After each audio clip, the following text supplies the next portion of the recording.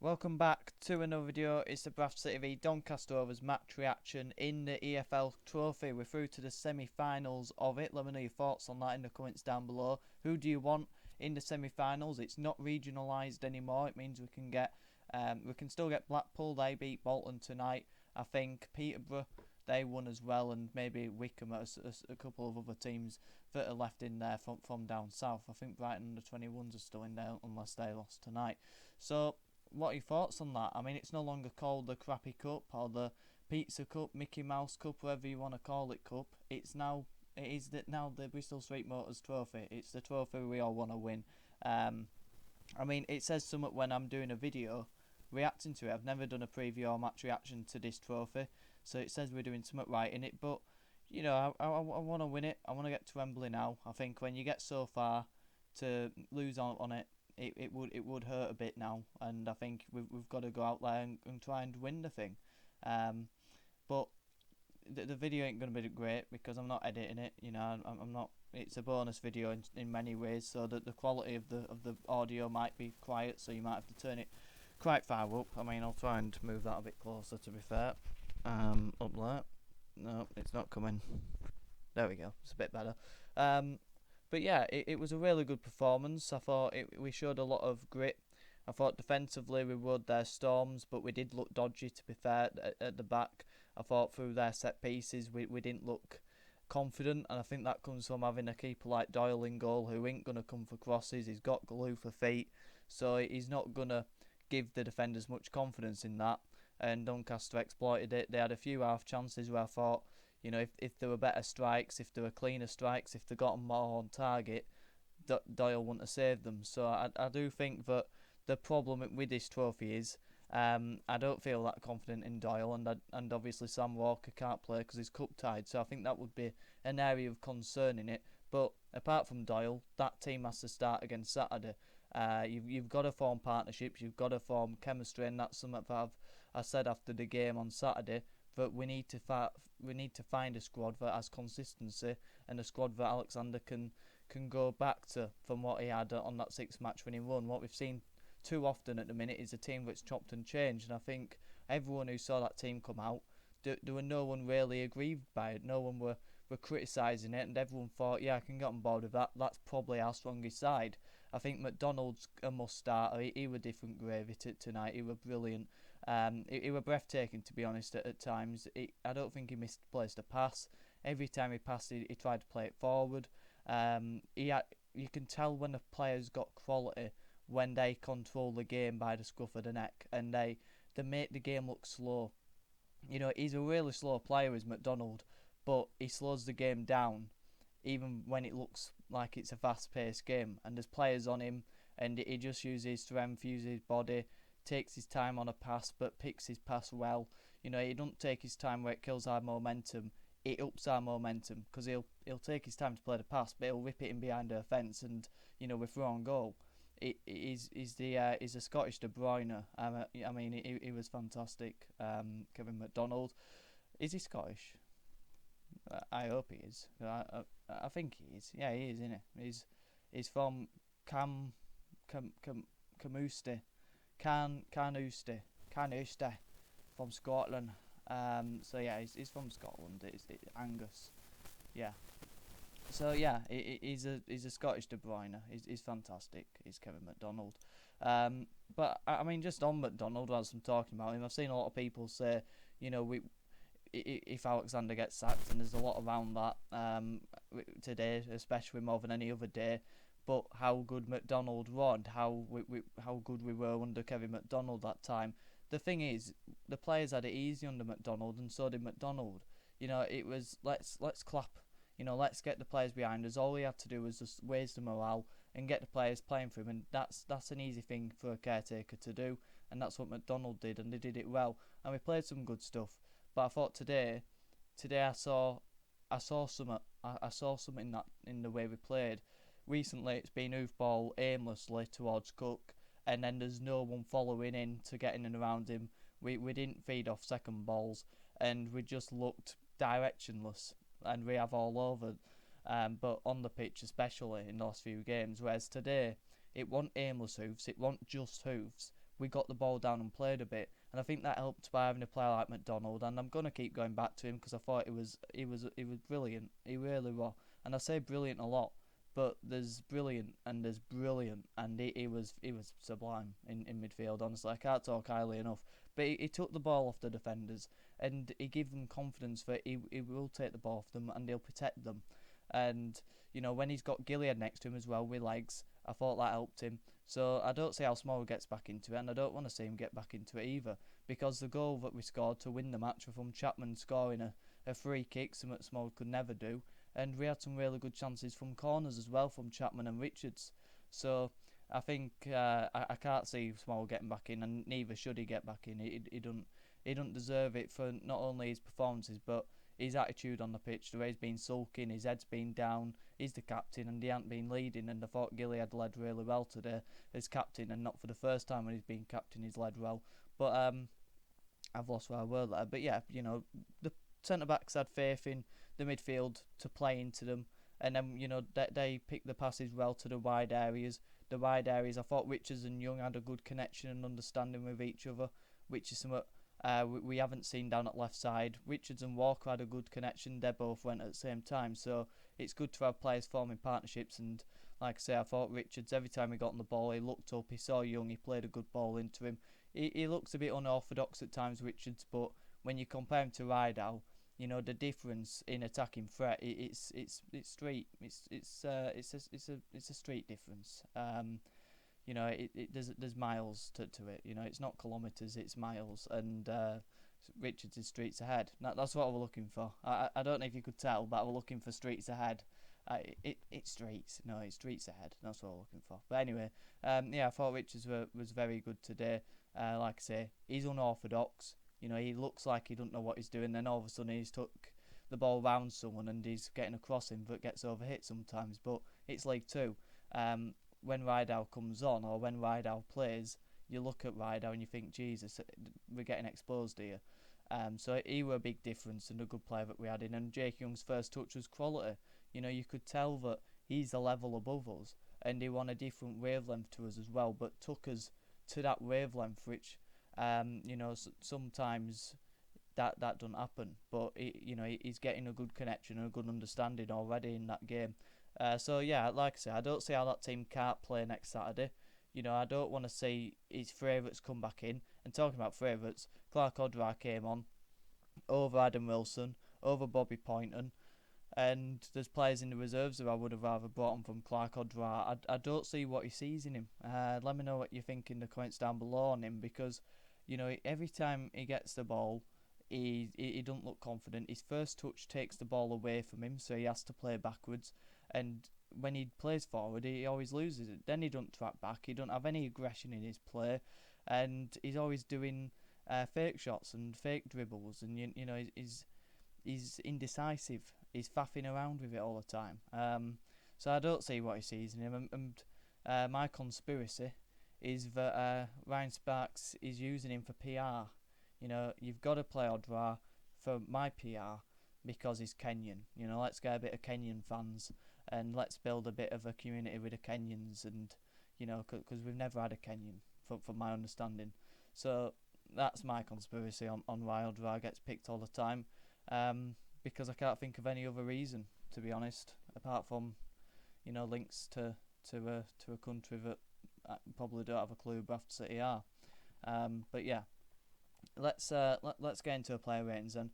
Colin Doyle, for me, gets a 3. He didn't have anything to do. But one thing I did really like from Colin Doyle is his distribution and how urgent it was. I don't know if that was a thing from the coaches to say we want to play out quicker.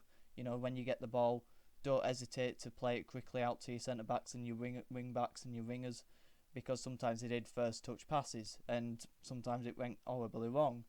But other times, it got us up the pitch, and we were right at them today, which we haven't been for since that unbeaten run went. We've lost all urgency in our play, so I like that, and we haven't seen it under Sam Walker in goal. But he did look a bit suspect. But I'll give him a 3. He put in a shift for us. Matty Platt gets a 4 for he's a definite man of match contender. If Kevin Mcdonald didn't have the best number 6 performance since whoever you want. You know, you can compare him to your Busquets of the world, your Michael Carricks of the world, your Rodris, because he's definitely that type of player, but he has the pass of a De Bruyne. He honestly, I mean, I've said Bobby Pointer will play for England before. I've said Harry Lewis will play in the Championship before, and you know, probably not far away with Lewis, considerably off with Pointer at the minute. But I think comparing McDonald to that sort of calibre player, he's played at the top level, and you can tell that with his experience and the way he goes around the pitch, and he was fantastic. But I'm not even talking about McDonald, I'm talking about McDonald. So yeah, Platt, I thought he won a lot in the air. His distribution was brilliant as well. You know, his long passes, I don't know where that came from, but all of a sudden he was like Tom Brady with his, as a quarterback, playing lovely balls from side to side, spraying it all over the park. And you know, that's something we haven't seen from Platt. He's always looked a bit dodgy with his distribution of the ball, but he was really good. So I want to see more of that. And defensively, looked quite solid in that centre back, in the centre of the centre backs. And Ash Taylor, you know, again another player. You look at Rideout compared to Richards. You look at McDonald compared to Smallwood. You look at Jake Young compared to Smith, and you know, your other players who have tried playing on that left side role, sort of striker role. Compare Platt to Ash Taylor, and you might have a heart attack, wondering how he's been playing ahead of Platt and why Platt's been fifth choice centre back. It's baffling. But enough on Platt. Really good performance. Has to start Saturday like the rest of them. Kieran Kelly gets a free. I thought, as much as he won stuff, he didn't fill me with much confidence. I thought he had an error in him tonight, and maybe that comes with just getting back into a team after having a good run in the team. You know, it can take players different players to get back into that rhythm. But I thought, you know, he looked a bit suspect at times. John Tompkinson as well, gave him a free. I think at times, you know, he scuffed a few clearances, but he's miles ahead of what we've had in recent weeks, and his pace is something that you need to use as an attribute, and it's something that we haven't had. So he's got to be starting simply because he's got what other defenders aren't. And again, probably similar, being dropped, has to get back into a rhythm of playing. And I thought he did alright today, to be fair, in a backline that got a clean sheet, and ended up playing as a right back and nearly scored, didn't he, towards the back end. Halliday gets can't really remember much of Halliday, because he goes under the radar a lot now, because he's just known for putting 100% effort in, but everything else he does goes under the radar. And I thought he had a very solid game again. Probably give him a 3, but yeah, he'll win and run. And I can't remember Doncaster doing much down his side anyway, so yeah, I'll just give him an average 3. I thought you're always going to get effort with Brad Halliday. Kyle McDonald gets a 5. I don't think I give many 5s out. 5 out of 5. Let me know yours as well in the community tab. But Kyle McDonald took my breath away today. I mentioned him too much, so I'm not going to say much more on the matter. Alex Gilliard gets a 4. I thought he carried the ball from midfield really well. A few good passes into the attacking areas. The one thing I always want to see more from Gilliard is breaking into a box, having a few more risks, taking a few more shots on. But again today, with McDonald, he needs someone like a Gilliard next to him who's got legs and can cover the areas that McDonald can't. And I thought Gilliard did that well today and didn't expose McDonald. So a really good, selfless performance again from Gilliard as captain as well. Lewis Richards, already talked quite a lot about him. I thought he was really good, unorthodox, but created much more of an attacking threat, and a player who we've definitely missed since that Doncaster game as well. You know, he's gone under a radar as a player who hasn't played since Doncaster. Might have played against Morecambe, but I'm sure he didn't. And he's a player we've absolutely missed down that side, because, you know, you need balance on both rings, and we haven't had that. We've had one player going forward, the other one who's had to sit back because he hasn't got the pace. And it was a bit of fresh air, really, just to see someone take someone on as a left wing back and to get round his man. And to, like I say, I did like his connections with Jake Young. And Jake Young, he gets a 4. I thought his first touch, again, I've already talked a lot about him. He must have had 6-7 shots, Jake Young. I would have liked a bit more venom in his strikes. I thought they were a bit tame. I thought some of them were a bit weak strikes and easy to block and get in the way of. But he got in the right areas, and that's a big attribute, a big thing that you can't underestimate. Players finding space and having time to take the shots off. I thought there were one really good dribble where he went past 5 or 6 players and did a Ronaldo chop, played it in, and his touches are just quality. You can just tell by his first touch, his second touch, it's all in close proximity, and yeah, he's just a joy to watch. So I'm glad we've got him, but I do feel sorry for Young, because I do feel like if I were close to him, or if I knew him as a person, which I obviously don't, but his people probably should have been saying you've got to try and force a move because you're not going anywhere with us. But whilst we've got him, we've got to try and make the most of him, because it's clear to see his quality. Harry Chapman, I'll give him a 4. He got the goal, fantastic goal. I can remember last time he scored a free kick. It was Gillingham with Andy Cook, but a goal of that quality, you don't see much. And when I see free kicks like that, I think of the days when we had a McMahon and a Mark Marshall who could both just hit them, and they'd always go in that sort of corner. And Harry Chapman there produced one of that quality. And I don't think many goalkeepers, whilst I don't rate Doncaster's keeper, is it Jones?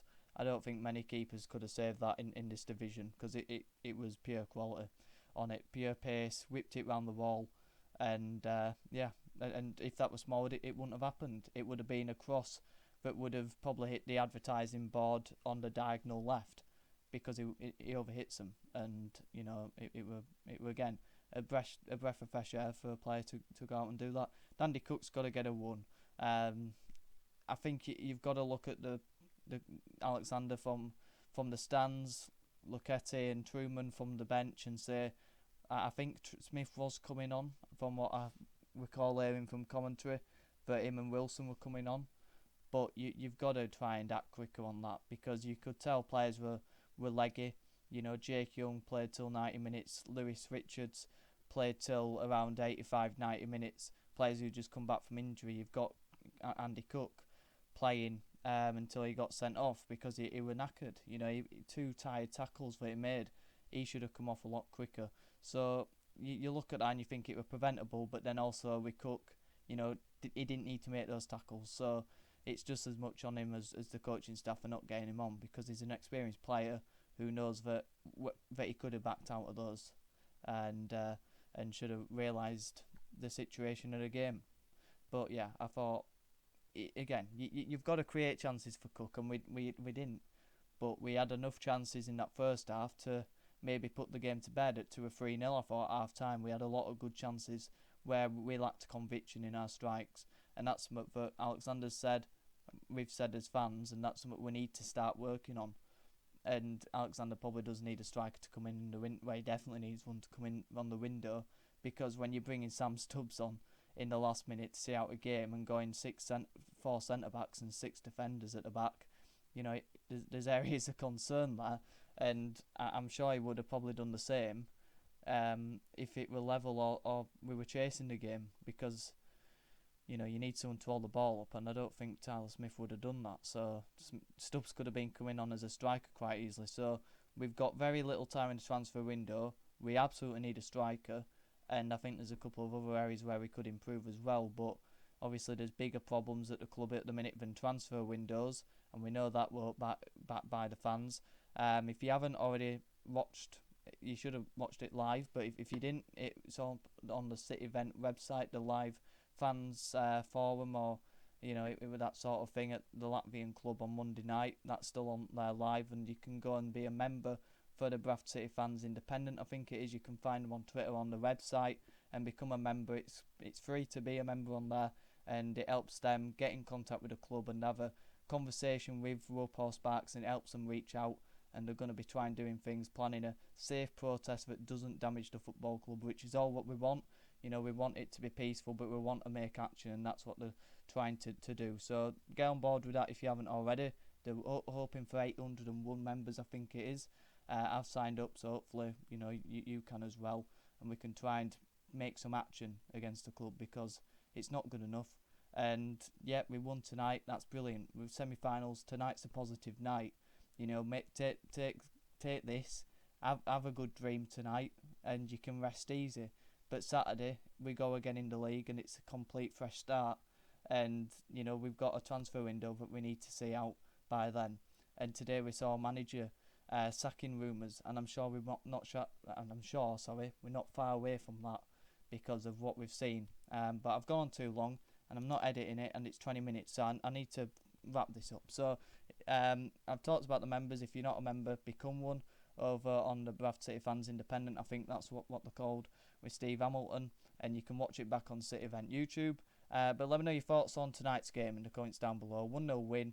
We got over the line. We're through to semi-finals of the EFL Trophy. Let me know your thoughts on that in the comments down below. Who do you want? Let me know your thoughts on all the players, and you can do your player ratings in the community tab. So like the video if you did. Subscribe if you're new. Have a good one.